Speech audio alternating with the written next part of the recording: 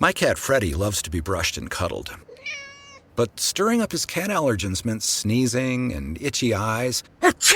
Then I found Purina One Live Clear. It's cat food that reduced the major allergen and my suffering in as little as 21 days. Now, we feel closer than ever. If you have issues with cat allergens, you really need to try Purina One Live Clear. Try new Purina One Live Clear today. Purina One, a difference from day one.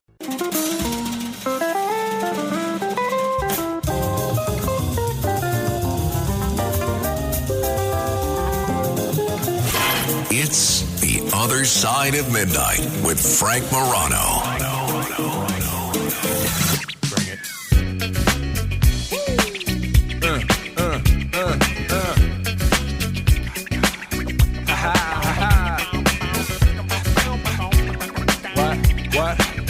What?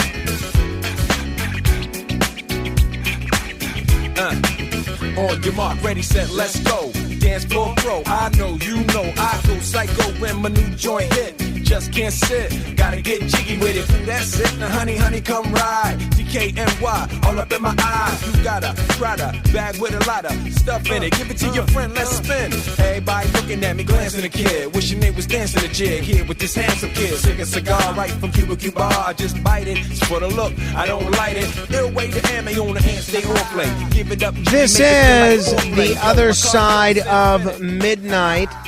I'm Frank Morano, and that is, of course, Will Smith. Simon Constable is a wonderful person to talk to. Not only is he a terrific broadcaster, columnist, commentator, an award-winning author, also a fellow at the Johns Hopkins Institute of Applied Economics. And when it comes to understanding the economy and money, there is simply nobody better. Simon, do you care to weigh in on the prospects of a Will Smith comeback now that he's got a new album out? I wish I could. I wish I was skilled enough in identifying what was fantastic music with the populace. I know what I like, but usually no one else likes what I like. So I better not say too many good things, because then it'll be a failure for him. What is your musical taste, Simon? I don't think we've ever discussed that. I don't think we have. I do like some heavy metal, and I do like some stuff from the '60s and the '70s, particularly like disco like Disco Inferno by the Tramps. Fantastic. I know nobody else likes it apart from me, maybe, but that's it. I don't inflict it on anyone else, though. So, Simon, for people that are unfamiliar with some of your work, you've done so much, but you also wrote from Big Macs to Zombie Banks, the indicators, smart investors watch to beat the market, the Wall Street Journal guide to the 50 economic indicators that really matter. How do you think the economy is looking both on a global level and in the United States these days, Simon? On a global level, it's slowing down quite a lot. And part of that is the uncertainty around various wars. War in the Middle East that's been ongoing now since October 7th, 2023. And you've also got the war in Ukraine. And then there's a threat of war between China and Taiwan. And there's lots of other little wars in Africa and other places. So all of those things are not looking good. There's inflation across the world. That's not looking good and leading to higher interest rates. You know all of this, of course, because you're living in it, and that's happening in America too. There's a lot of uncertainty about how the tariffs situation will run out.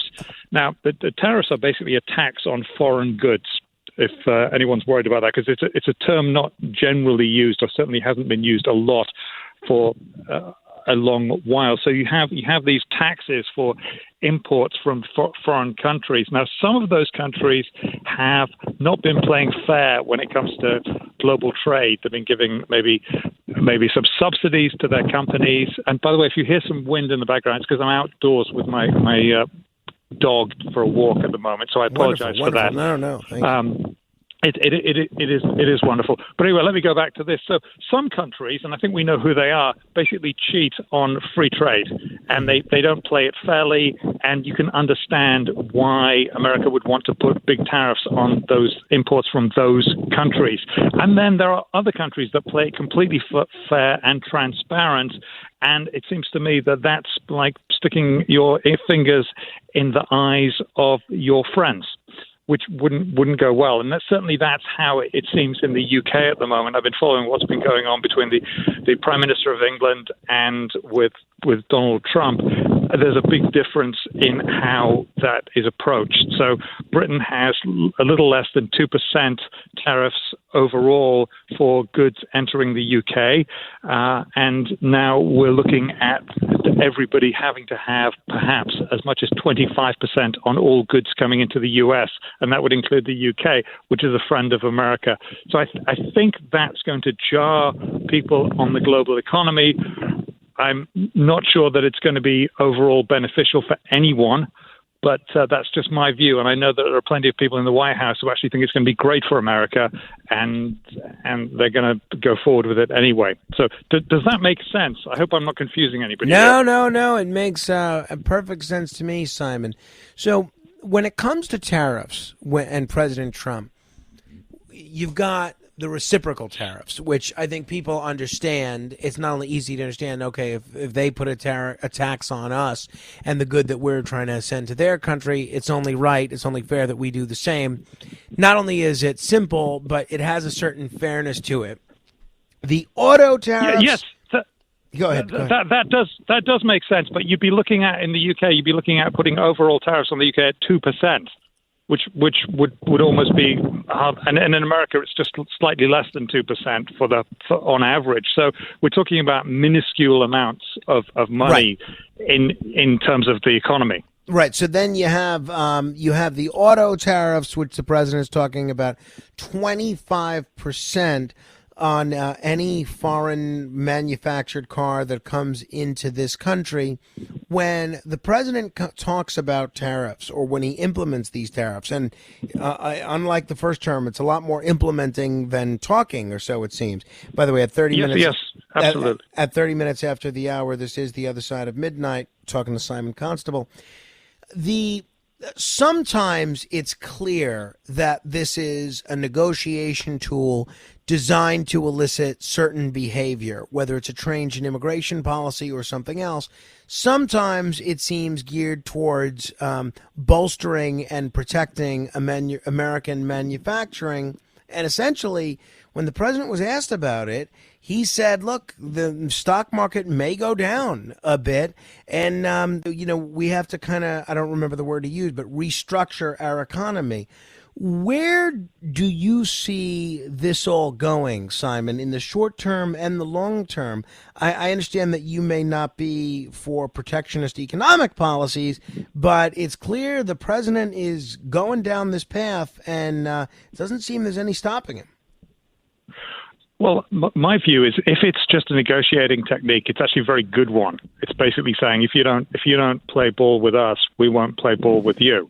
And I think that's very reasonable. And you do see some countries, and I'm not going to name them because I don't want to embarrass anybody, but I think they're fairly easy to look up. If some other country is basically giving their domestic export businesses some help from the government, then you could understand why anyone in America would be upset with that. If that company is just working normally and not getting any help from the government and doing its own thing, then, or if the help from or subsidy, if you want to call it that way, is taken away, then that seems reasonable to me. I think if that goes through and basically it all filters out, I think that would be a very good outcome, and it would get people all playing fair, all playing on the same set of rules. So if you play chess with somebody, you expect the opponent to abide by the rules. If you play football with somebody, you would expect the other people, on the other side to play fair, and at least you have a referee there. And in international trade, there is no real referee, and maybe Donald Trump is trying to make himself the referee and saying, okay, we've got to do fair to everybody. I'm not sure about what exactly is happening. I think if it just becomes a massive a massive tariffs with everybody going tit for tat. So if Europe responded by just upping tariffs and then America ups them even more and then Europe ups them even more than they did before, then this just gets into poking yourself in the eyes because it hurts everybody. And I think that's the worry that people have, that it will be like the 1930s again. That's the worry. Hopefully that won't happen. Hopefully it's just a negotiating tool. Some people say that tariffs are inflationary on American consumers because, look, obviously, if these stores are ordering all these things from China or wherever else, and now they have to pay a hefty tariff, that gets passed on to the consumer. I had Wilbur Ross on this show. I asked him that same question. He said, well, no, not necessarily. He said sometimes the company that's making that product will pay the tariff. Sometimes the country where that's exporting the good will pay the tariff because it's still of value to them to have access to the American consumer. And we saw very little inflationary results of tariffs in Trump's first term. Where do you see tariffs playing out on not a stock market level, but on a consumer level, Simon? Are we going to be expected to pay a lot more? Well, I think if Americans are expected to pay a lot more, Americans have been used to, and very, very happily used to, a quarter of a century of very cheap goods from China. And that's been great for America. The question is not all of, if the quality remains the same as it is now. Some of it's quite low quality, some of it's high quality, but anything that's low quality, people won't be willing to buy it. So if it's a cheap fishing rod, for you to go fishing with, or a cheap something that you've wanted, and you get it from China, you're like, okay, well, the quality doesn't matter because the price is so good. Now, if the price goes up, then the quality better go up. And in that case, that's not considered to be inflation. So it's the difference between having a bicycle and having a Ferrari sports car. The quality of the Ferrari sports car is going to be better than the bicycle, almost certainly. But you'll be expected to pay more for it. And that is not considered inflationary. Does that make sense? Still getting around to that fix on your car? You got this. On eBay, you'll find millions of parts guaranteed to fit. Doesn't matter if it's a major engine repair or your first time swapping your windshield wipers. eBay has that part you need, ready to click perfectly into place for changes big and small. Loud or quiet, find all the parts you need at prices you'll love. Guaranteed to fit every time. But you already know that. eBay. Things, people, love. Eligible items only. Exclusions apply. Hey all, I'm Jamie Lynn Sigler, a mom, actor, and advocate. I know how overwhelming it can be trying to decide which treatment is right for you. I've been there. But you should know you're not alone. You can do this. Start with some research, talk to the community, and most importantly, don't be afraid to ask your doctor questions. You might find results that speak for themselves. That's how I landed on Kesimpta. Ask your doctor if Kesimpta, ofatumumab, could be right for you. You can check out the details at kesimpta.com. Your snacking routine can get a little dull. Time for an Oikos remix. Like a crunchy storm of sea salt praline pretzels, dark chocolate, and butter toffee, showering down into a smooth, creamy yogurt. Enjoy 3 Oikos Remix varieties with epic mix-ins and 11 grams of complete protein per 4.5-ounce serving. See RemixYogurt.com. Hi, this is Javon, your Blinds.com design consultant. Oh, wow. A real person. Yep. I'm here to help with everything from selecting the perfect window treatments to... Well, I've got a complicated project. No problem. I can even help schedule a professional measure and install. We can also send you samples fast and free. I just might have to do more. Whatever you need. So the first room we're looking at is for... Shop Blinds.com now and get up to 50% off with minimum purchase. Blinds.com. Rules and restrictions may apply. Yeah, no, that makes perfect sense to me. If people are just tuning in, this is The Other Side of Midnight. I'm Frank Morano. My guest is joining us from across the pond, the one and only Simon Constable. Simon, the other economic story that's getting so much attention, it's also a political story, is Elon Musk and Doge. This is of a lot of concern to people that are federal workers, a lot of concern to people that may be receiving grants from the federal government. What are the economic effects of Doge as best you see them, Simon? Well, ideally, what the impact of Doge will be is to clean out unnecessary spending. And that may mean there are too many people there. And anyone who's worked in the private sector, as you have, as I have, knows that occasionally companies come around and say, okay, well, we've got too many people here. It's not efficient. We're going to make it efficient. And that's basically what Elon Musk seems like he's trying to do. There is a chance that it goes overboard. I'm not sure of that. We won't know that until we get to the other side of it, where it's all done. And maybe it will have gone overboard like it does with some companies. Some company will say, well, we're going to get rid of 25% of our people. And then they do that, and then they realize they only needed to get rid of 15%. And then they have to rehire. And I suspect that might happen with the Doge thing. But getting some more efficiency in the government and for government employees to realize that, they are just as scrutinized as people in the private sector. There is no free and easy ride in working. When you go to work, you got to deliver something, and you got to deliver what you're being paid for.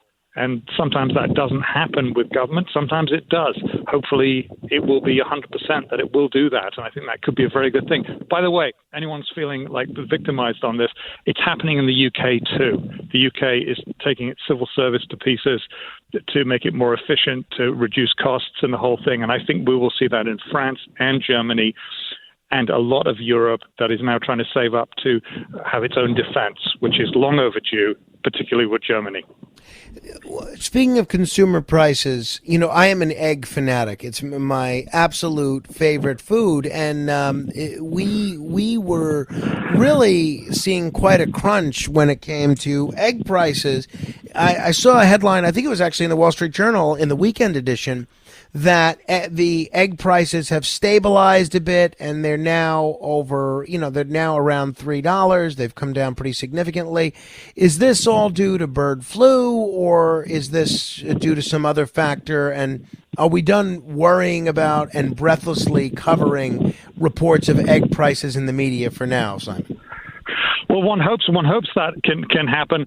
I think it could be over. I mean, one of the things I like to say to people is that with commodities, and eggs are a commodity. I mean, most people don't really care what type of eggs they get as long as they're fresh and everything. Is that the cure for high prices is high prices, because when the prices are higher, people have an incentive to get healthy birds and get them laying eggs, and then you get a bigger increase you get a big supply, and then the prices come down. That's always the way it is. Bird flu is a problem, and that's probably happening in some ways because of the way that the birds are looked after. So if the birds are looked after on a free-range basis, as they do, a lot of people around where I live in the country have their own chickens.